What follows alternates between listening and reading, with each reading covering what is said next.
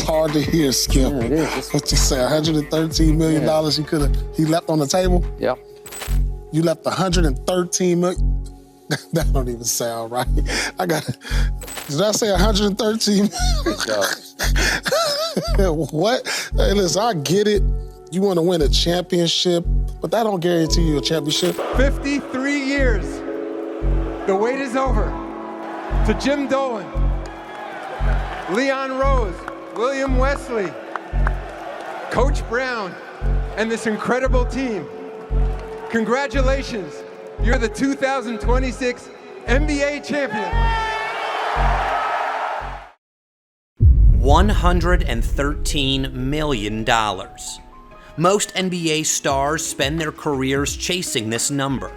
Jalen Brunson walked away from it on purpose. And that decision might have just changed the NBA forever. Because at the core of NBA rules such as salary caps, luxury taxes, and now the dreaded second apron, one thing has become almost impossible to do, and that is to keep a championship team together. As a result, for almost a decade, no team has been able to win back-to-back titles. But what about the dynasties before then, like the Warriors and the Spurs? How did they do it? Well, we'll get to that and show you why Brunson didn't just help New York win a title, but he may have actually changed the NBA forever. Today, Jalen Brunson is an NBA champion, a Finals MVP, and would be the A1 player on a team with even the likes of Ja Morant or James Harden. But rewind just a few years, and you couldn't say that, despite the fact that he won national championships at Villanova, as well as the National Player of the Year award. His resume didn't matter, and neither did his father's name. What mattered was that he was too small, too slow, and not athletic enough. Those doubts pushed him all the way down to the 33rd pick in the 2018 NBA Draft, where the Mavs took a chance on him. And they did not regret it. As a rookie, Jalen came off the bench averaging 9.3 points, 3.2 assists, and 2.3 rebounds in just 22 minutes, while shooting 46.7% from the field. Then, in 2020-21, he broke out as a key reserve, averaging 12.6 points, 3.5 assists, 3.4 rebounds on career-high efficiency of 52.3% from the field and 40.5% from three. By the 2021-22 season, he was a full-time starter for the Mavs, exploding to 16.3 points, 4.8 assists, and 3.9 rebounds per game in 32 minutes, shooting 50.2% overall. He helped lead Dallas to the Western Conference Finals and dropped huge numbers in the playoffs. Having Jalen and Luka was perfect for the Mavs. Both were young and were on bargain contracts. In today's NBA, that's the hardest combination to find.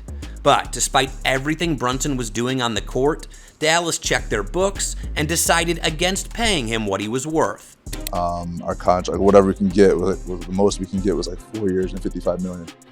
And so obviously we wanted to do that. I wanted to stay there. I thought I would be there for a long time, and I liked my role there. It's funny because my agent was like, I mean, you can do so much, you can get more. His agent knew he was worth more. Brunson believed he could become more. Dallas didn't. So they let him walk for nothing.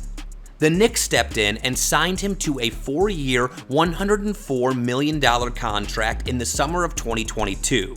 But instead of celebrating one of the best free agent signings in recent history, many people laughed. It's a lose-lose situation. If you leave money on the table, people got something to say. If you take the contract, people got something to say. So at the end of the day, just do what's best with you. No one knew Brunson was about to tear the second apron and break New York's 53-year jinx. Let's start with the second apron because it helps us to understand why Jalen Brunson's decision changed everything. Firstly, you have to understand the problem the NBA spent decades trying to solve. It's a narrative problem. The NBA survives and thrives on them. Think Magic versus Bird, Jordan versus the Bad Boys, Kobe versus Duncan, or LeBron versus Curry's Warriors. Such rivalries keep fans invested because nobody knows what's going to happen next. But when one team wins over and over again, that unpredictability starts to disappear. So following the 1998-99 lockout, the league introduced one of the biggest financial changes in NBA history, the maximum salary. At the time, it was simply designed to stop wealthy teams from simply paying every superstar whatever they wanted. But over time, the name changed and the rules got stricter, till it became the Second Apron. On paper, it sounds like just another salary cap rule, but in reality, it's way worse. You cannot aggregate contracts in a trade, meaning that you cannot add DeAndre Ayton and another player and send out money. Your first round pick, which would be in 2032, becomes frozen if you're in the Second Apron. You cannot use your tax mid-level again. You can't send cash in a trade. And more important, if you're in the Second Apron 3 out of 5 years, your first round pick in 2032 gets moved all the way back to the first round. Think about that. A team just won the championship. Its players are now champions, hence they're worth more. But to stay as champions, the core has to remain while they build around them. But according to these rules, you can't do anything like that. Even sending cash in trades becomes prohibited. One by one, every escape route disappears. So basically, the NBA just created a rule to make sure championship windows never stay open for too long. That's why repeating as NBA champions has become harder than ever before. Every year, contenders aren't just competing against the other 29 teams. They're competing against the rule book itself. And for years, nobody could find a way around it, until Jalen Brunson. By the summer of 2024, Jalen Brunson had finally reached the moment every NBA superstar dreams about. After transforming the Knicks into contenders and establishing himself as one of the league's elite guards, he was in line for a contract worth roughly $269 million. All he had to do was wait another year for it. There was no downside. The money was guaranteed to be larger, and after everything Brunson had accomplished, nobody would have blamed him for chasing every last dollar. After all, most players do that. But Brunson wasn't most players, so he made a decision that stunned the basketball world. Let's be blunt and honest with it. It was the most money I can get at this point in time. Obviously, it made the most sense. Like you always want to make sure like you're set up for obviously to be well off with like your family and your extended family and all that. But it was kind of simple. I wanted to be here. I wanted to show that I want this team to be together for a long time. I want to win here, and that's it, really. To many people, it made absolutely no sense. NBA careers are short, injuries can happen at any moment, and superstars spend their entire lives trying to maximize their earnings while they still can. From the outside, it looked like Brunson had sacrificed generational wealth for nothing more than hope. But the truth was, he wasn't thinking like most superstars. For me, I kind of felt like, hey, this is on the table right now. Let me just get this out the way so I can play free. I can play this to the best of my abilities without having to think about what could or could not happen. And then obviously being able to be on a contending team. I knew that if I did this, at some point it was going to come back. This is rare. In fact, we've only seen recently something close to this from Tim Duncan, who accepted smaller contracts late in his career so the Spurs could surround him with talent. Also, Kevin Durant once took less than the maximum to help Golden State maintain its core. But Brunson's sacrifice was different. Not only is the amount significantly larger, but he was making this decision while still in his prime and under a collective bargaining agreement specifically designed to punish expensive contenders. Right now, there are people who think his decision could become the blueprint for future superstars trying to build a dynasty. Here's why it's significant. And, we talk about money a lot, and I do get sometimes weird about talking about other players' money. What Brunson did, and I think we're going to see it a lot under this collective bargaining agreement, for the sake of team building, players are going to, especially high level, max level, are going to, and players can do whatever they want. You see, Jalen Brunson understood something about the NBA's new financial system. Every extra dollar he earned would make it harder for the Knicks to keep the roster around him intact. So he wasn't simply accepting less money. What he did was the first real attempt to beat a system that's engineered to break championship teams apart. To understand the value of Brunson's sacrifice, you've got to look at the roster the Knicks eventually won the championship with. Karl Anthony Towns was earning over $53 million during the title season.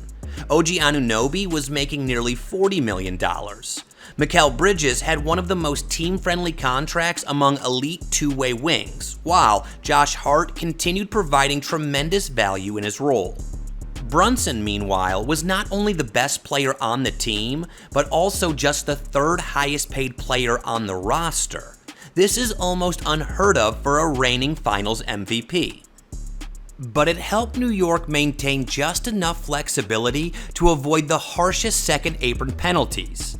That flexibility allowed Leon Rose and the front office to complete the Karl Anthony Towns trade, as well as so we can bring back Mikal Bridges, so we can build out our roster in free agency and not have our pick frozen in 2033, for example, here.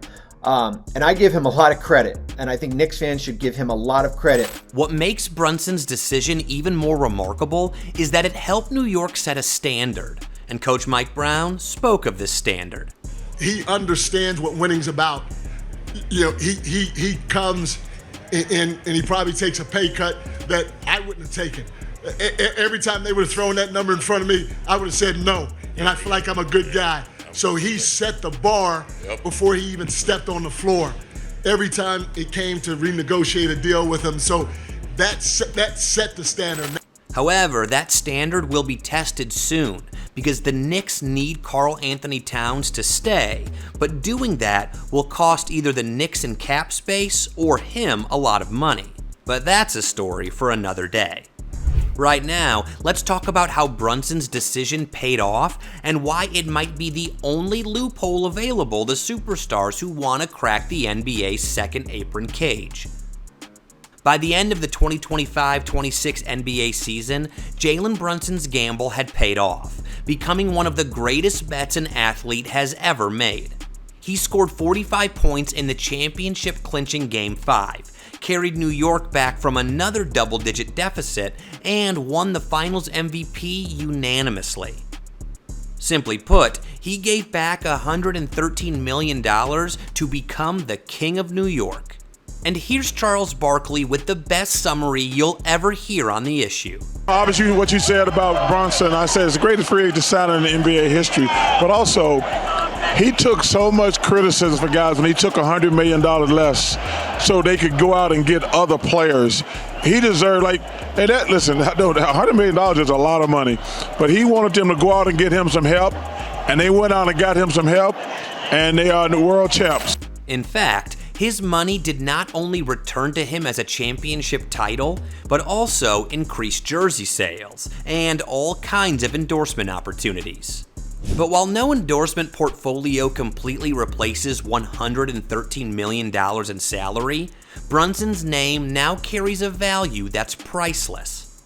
He's the King of New York because of what he did, and the second apron will force others to either emulate it or drown.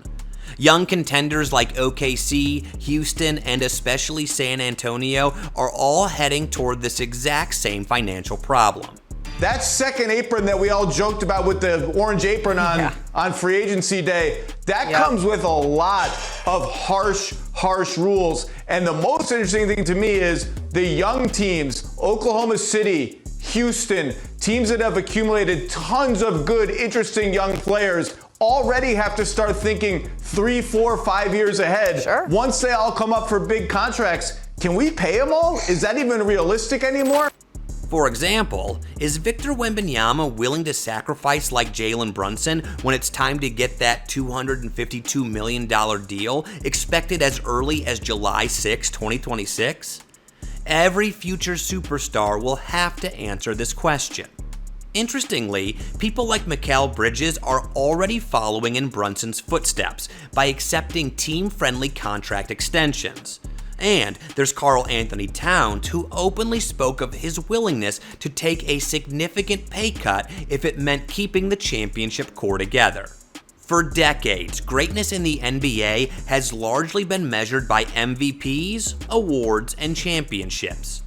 But Jalen Brunson made a $113 million decision that just proved that in this era of the second apron, greatness is really about a superstar who's willing to sacrifice for the team. Jalen Brunson let go of $113 million, and it turned into Karl Anthony Towns, Mikal Bridges, OG Anunoby, roster depth, a championship, and a finals MVP trophy. But perhaps what it really turned into is a blueprint that future NBA contenders will have to study. But do you think so? Well, let us know your thoughts in the comments. And if you enjoyed this and want to see why it might just be what the Knicks need to repeat, watch The Knicks Might Actually Do It next.